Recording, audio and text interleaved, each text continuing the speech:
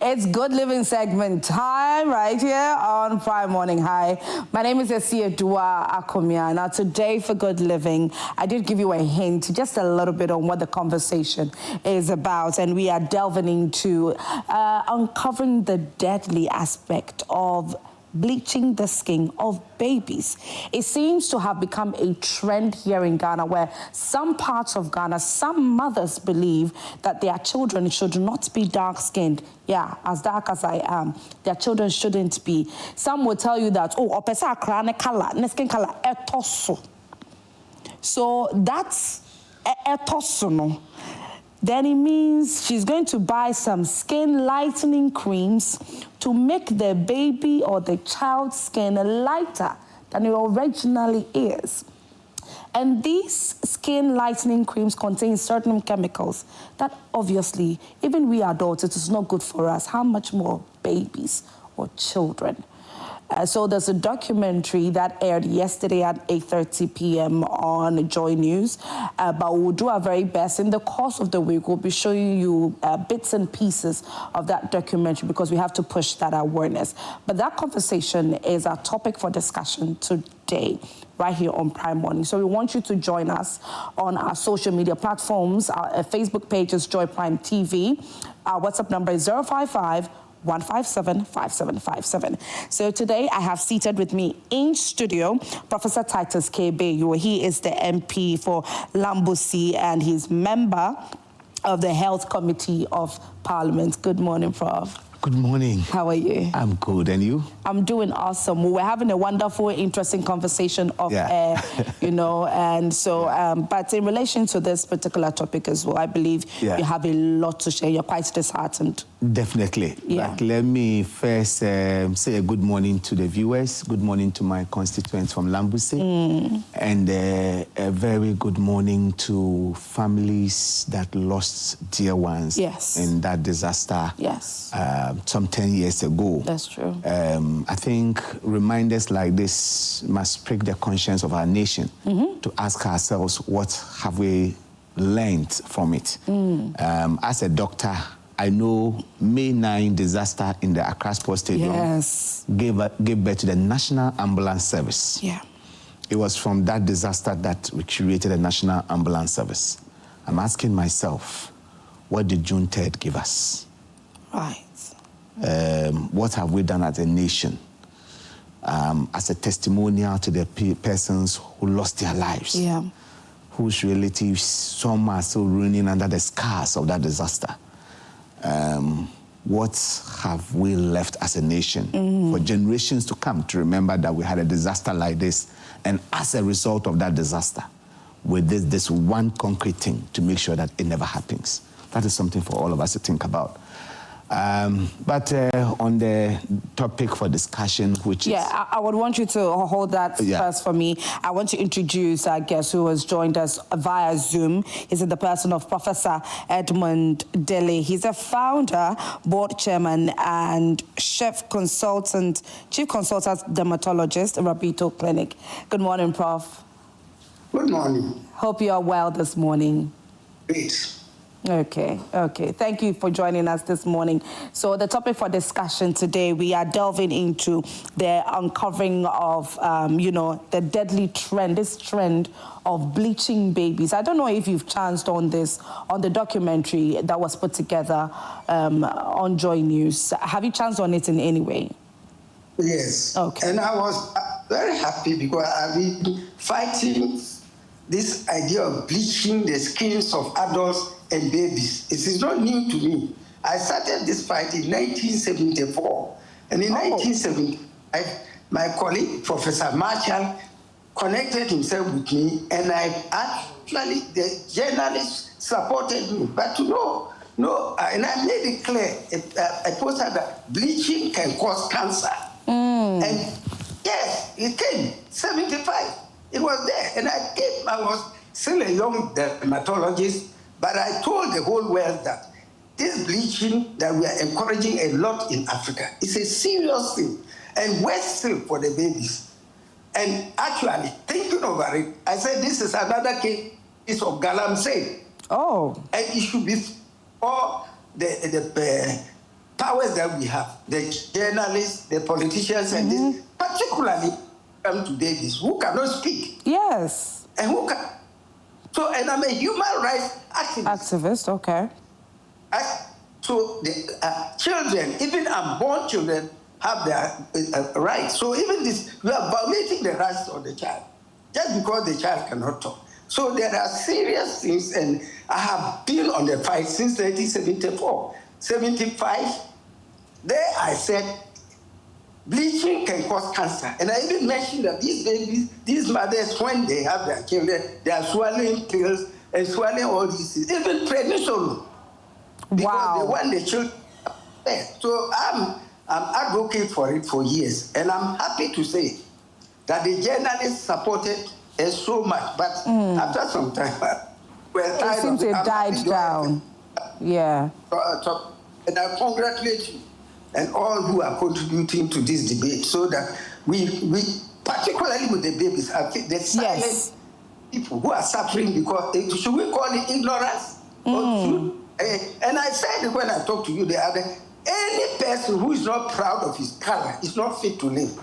We should be proud of the black color. Yes, and I put it in West Africa 30 years ago that black is beautiful. Yes.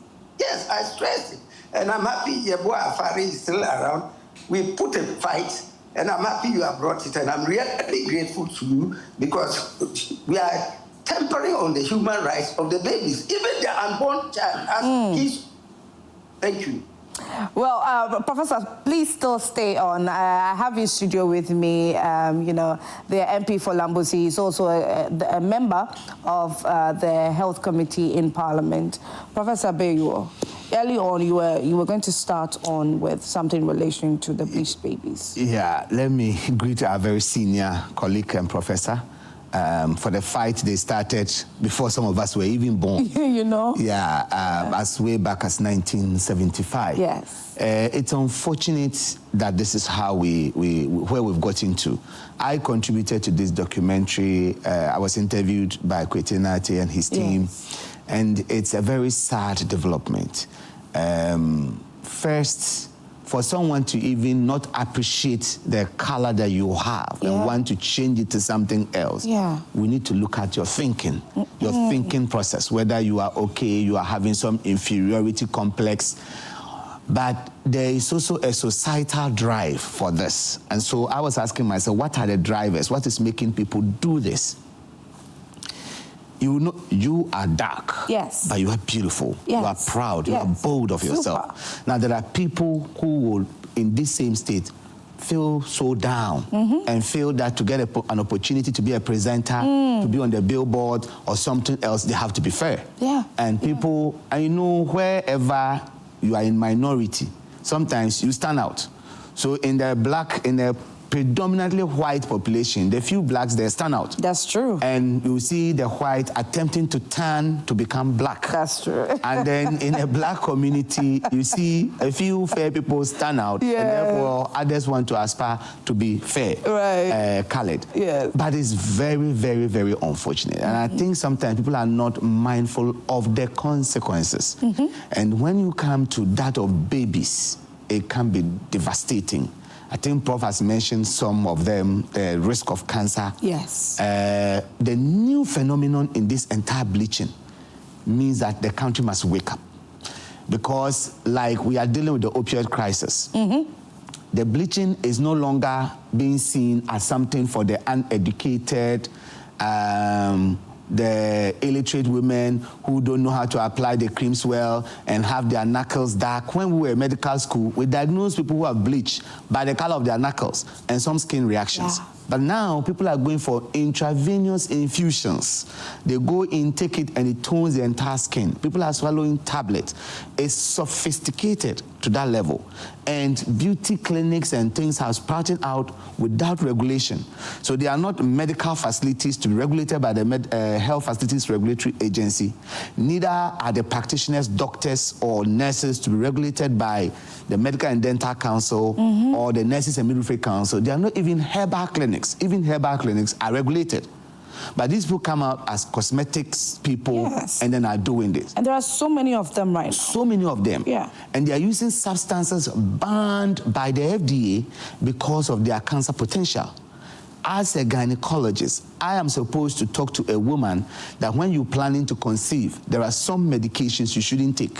And some of these medications, like isotretinoin, are in some of these bleaching agents that people are taking, either as an intravenous infusion or as tablets. And they have devastating effects on the unborn child. So when a mother starts bleaching herself before becoming pregnant, that child is naturally exposed to a toxic environment inside of the mother, in the womb. And a lot of things can happen. The baby can develop a group of conditions we call teratogenic effects. This may be abnormal development. A baby can be born without a limb, a baby can develop without a head, a baby can develop with a heart condition. My goodness. And all this can just be because the mother was taking some agents prior to becoming pregnant. Now, for those who are not on any of these things and become pregnant and now decide that they want to take them so that the child becomes fair. Yes. If they take it after the baby is fully formed, some of these distractions may not occur, but the baby is still exposed to a lot of danger. From growth restriction, the baby may not grow to their optimal level. And when the baby is born and early on introduced to it, again, their bone development may be affected. So somebody that's supposed to be 6 feet tall may never reach 5 foot because they've had some suppression in the bone, all from these steroids that they are taking in. My goodness. Their immunity is broken down, so they are prone to infections. They have difficulty balancing some chemicals we call electrolyte. So they either retain too much water in them or they are losing excess of it. If they are retaining a lot, they may become plumpy, chubby, but it's not good for their health. So they may end up with diabetes and hypertension even as children. As children? Yes. So this is how bad it is. And when I have encountered a few of them in practice, I try to find out what could be going through somebody's mind. Speaking about mind, I want to go back to Professor Dele. Professor, are you on? Please know that I'm now a paramount chief, so it's not only Professor. Oh! Yeah. A paramount chief of the land, and my son there, who's the MP. Yes. So okay. So I am in love with dermatology, and particularly on my fight against. But I'm a paramount chief now. Yeah. For the past fight. Okay. Yeah, so please, how do I address you then? It's now Professor. The president's to our name now, Professor Edmond William Dele. Now, Professor. Yes. Thank you very much for that correction.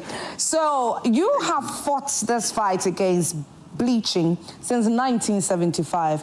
Professor Beyo, Honorable just mentioned, he just asked the question that he wonders what goes on in the minds of these persons that decide to do these sort of things.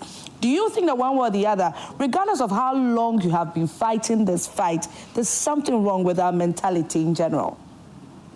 Well, let us call it the neo-colonialism aspect. And then our last inferiority complex, that unless you are fair, you are not.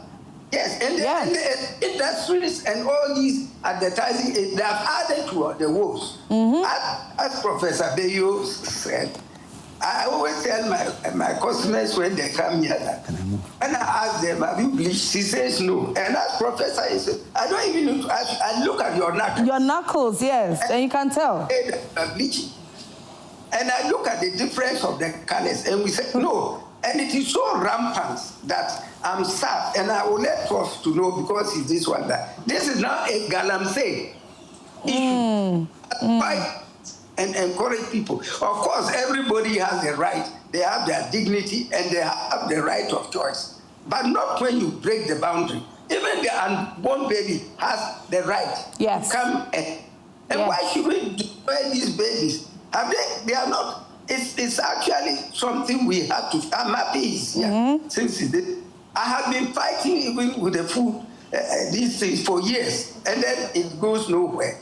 We even advised that one of the first things we should do, and I ask you, the journalists, we should not stop talking because education. We'll tell them sometimes it's out of ignorance. It's out of ignorance. And I told you the story the other day, you were laughing. Look, when we were in government secondary school in 1957, you find out where you were. We used to have this, and it was a girls' training school. And with the young children, young boys there, 14, 17 years, as soon as we saw the fair girl, as Prof was saying, we all rushed to see the baby. It was beautiful. And when we saw the face, so the color, this color being white, and the colonial people made us to understand that the white is better than the black. That's true. And the advertisers are not even helping us because when they are making advertisement, air hostess, you must be fair. And that is harming. And even the billboards, they are there. If you are not fair, nobody will take you. If a vet goes to an interview, in fact, I was part of the beauty, this one, and I totally resigned because I can read, I don't look at your skin. I know you have been bleaching for the exercise. So I walked away from it. I said, not fair. We must love the black skin. And anyone who doesn't love it, as I say, I'm emphasizing, you are not fit to live. God has given us the skin for a purpose. The sun and all these things there. And I'm telling you that my field of research in dermatology is what we call black dermatology, to find out the differences between black people and white people. Okay. And the one which is good and substantial, which is the melanin. Right. The one who's supposed to protect us against it. And that is the one we are really cleaning up. And I tell people, you don't need to be a dermatologist or be an expert to see that. Look at our brothers in the sun there. Those living without the melanin, that we don't call them albinos again. We call them people living with albinism. With the sun right there. And they all have cancers of the. And I've seen a lot of them. And I've been able to help some of them. And I've philanthropies to help us to cancer. And I said, when I came as a young dermatologist, that bleaching can cause cancer. At that time, 15 years after that, we demonstrated clearly that it does cause cancer. And the one we know most, not in the babies, are the non-so-obeying people, which are bleached, but now we are on babies. But it is important that people get to know that you are killing yourself. And this gives me the famous saying that some anthropologists and these things say that, and those of us who are even doctors, you know, doctor, my colleague agree with you that human beings don't die, but they kill themselves. Yes. Most of the things we do, if we're able to think of our lifestyle, we will not die, but we kill ourselves. Like the killing babies is unfair to them. Thank you. All right. So I have joining us in studio right now is Dr. Hilda Mantebio-Boy. She is the President, Pediatrics Society of Ghana. Good morning, Doc. Good morning. How are you? I'm fine. I know that you most probably have seen, you've heard a few that is going on, what we are discussing today and all of that. And bleaching babies. Professor here, Professor Bayo, Honorable, has spoken about some of the chemicals that are being used and the possible complications that, you know, some mothers or some women end up having. But, you know, now Professor did mention, he said something in relation to the mothers, there's ignorance. So, yes, the awareness may be there, but in one way or the other, it looks like we are still ignorant about a number of things. Babies that are being taken through all these sorts of things, from your points or where you come from, where you're seated, I want you to give us your overview of this.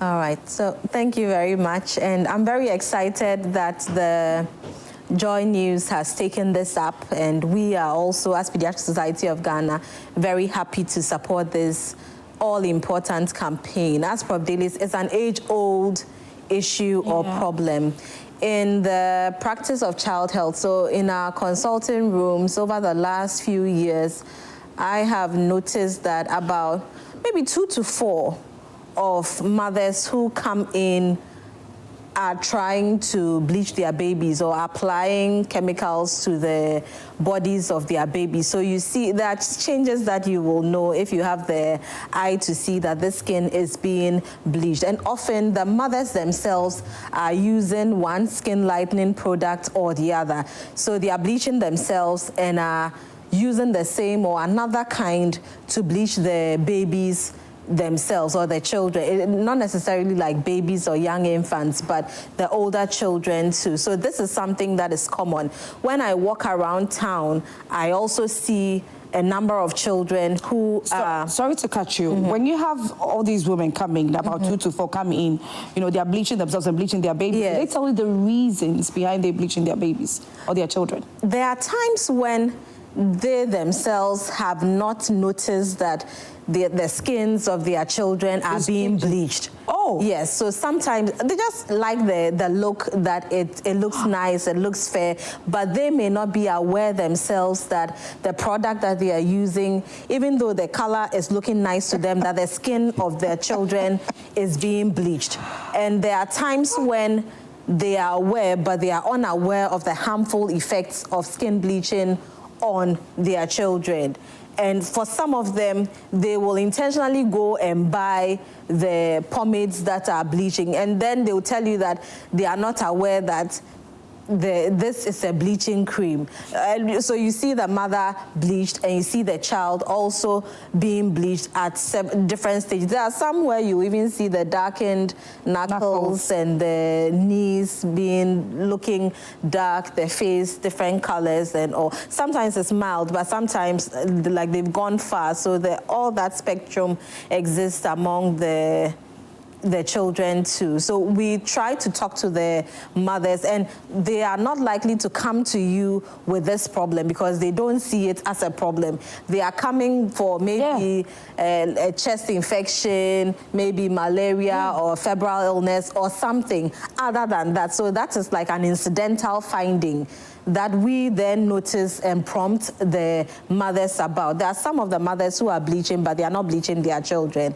Okay. So even for them, we will counsel them. Pediatricians, we care for the family in a way. The mother, we want the mother to live long, the father to live long. So when we find something amiss, we will counsel them and also take an advantage of that to counsel them about their children and the pomade and the soap that they should use for children. Sometimes they use all kinds of things for their children. Sometimes do their own mixtures at home. They will even tell you that one of the excuses that they will give you is that, oh, the child is growing into their natural skin. Their natural skin is now showing. Yes. Meanwhile, yes, they'll tell you that their family, you know, but you can see that clearly this is not a fair child. Yes. And mother herself naturally doesn't look fair because if she has darkened knuckles, it gives you an idea of what the skin was naturally before it was altered.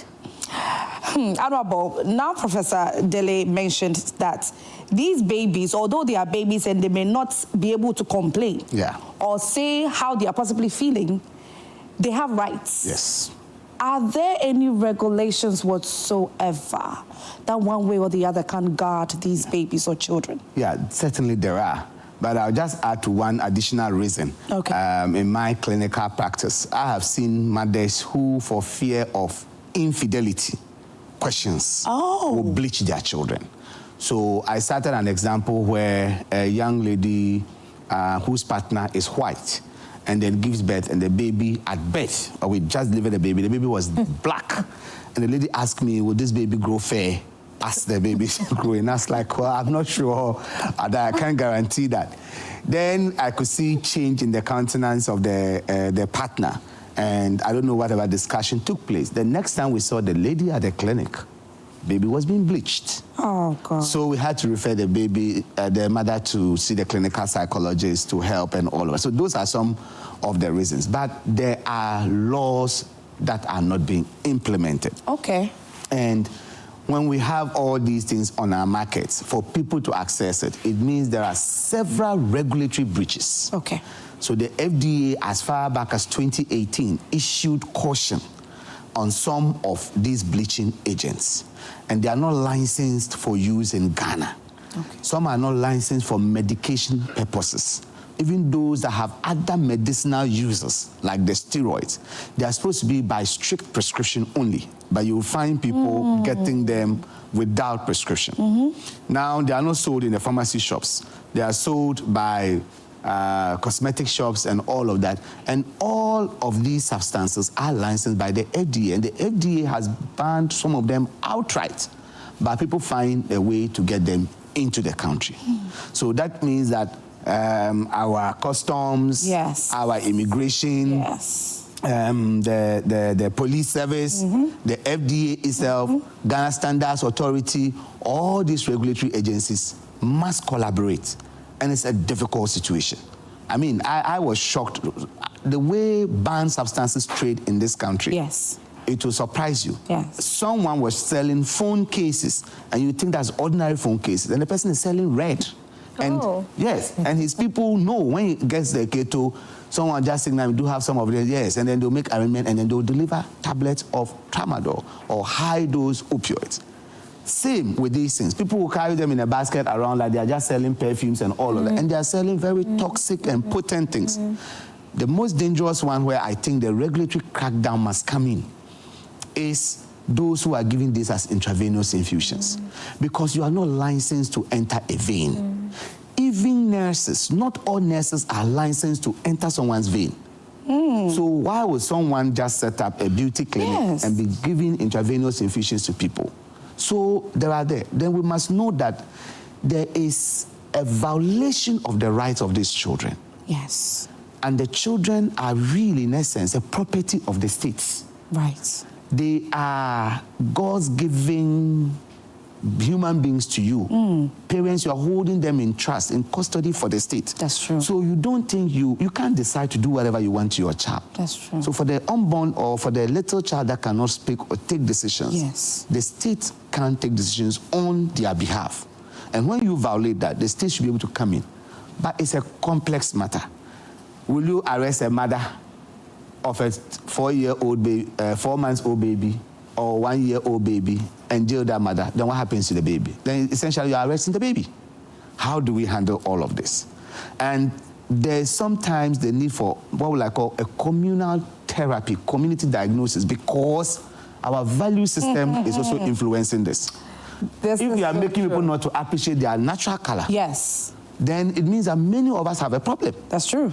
And we have to do that communal diagnosis and a communal therapy for us to appreciate who truly we are, so that drive to change one's complexion, how you look like, that is forcing mothers to do this to their babies, will end. And if for nothing, if you, a mother, has made that decision to do something bad to yourself, please, that child did not participate in that decision. Have mercy. Have mercy. I love what Honorable has just mentioned. Now, Professor Edmund Dele, thank you so much for your time this morning. Fortunately, we are pressed for time. So, yeah, Dr. Boy, briefly, I want you to say some final submission in relation to this topic, and there we go. I think that the issue of skin bleaching is big. there are many drivers, the beauty industry, our own perceptions of what beauty should be across industry, media, everywhere. So we all need to begin to re-examine ourselves and our perception of beauty and know what is good and what is bad for the skin. Yeah. Ultimately, in Africa, as Africans, we are black. And Yes. therefore, if somebody happens to have the dark skin, the person shouldn't be discriminated against. You would have thought that rather it would have been the opposite, that if you were fair-skinned in Africa, then you would be discriminated against. But unfortunately, it's the reverse. I mean, discrimination is not good, but let us appreciate what we have as Africans. Know the right products that can be used on your child's skin, because if you bleach the skin of your child, it has implications. And unfortunately, because they are children, they have forever to experience or suffer the consequences of whatever damage has been done to the skin of these children. All right. So thank you so much for your submissions this morning. Thank you for your time.